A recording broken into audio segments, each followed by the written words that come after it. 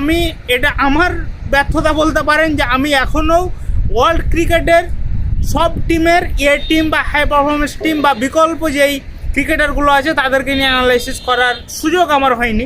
হয়তো বা আগামীতে হবে, কারণ আমিও রিসেন্টলি এই যাত্রাটা শুরু করলাম, হয়তো বা আগামীতে করব। কিন্তু বাংলাদেশ, ভারত, পাকিস্তান, আফগানিস্তান সহ আমাদের এশিয়ান যে কান্ট্রিগুলো আছে এদের এই ক্রিকেট প্লেয়িং নেশনগুলোর এ টিম বা হাই পারফরমেন্স টিমের সাথে মোটামুটি আমি তাদেরকে বিভিন্ন ম্যাচ খেলতে দেখেছি। যেহেতু বাংলাদেশ এ টিমের বিভিন্ন টুর্নামেন্ট হয় বা অনূর্ধ্ব-19-এর বিভিন্ন টুর্নামেন্ট হয়, সেহেতু অনেকের সাথে এখানে তাদের ম্যাচগুলো দেখেছি। তারা হয়তো বা আমাদের কাছে পরিচিত নাম মনে হতে পারে, কিন্তু নিউজিল্যান্ডের এই টিমটার সাথে আমাদের অনেকে অপরিচিত হবেন।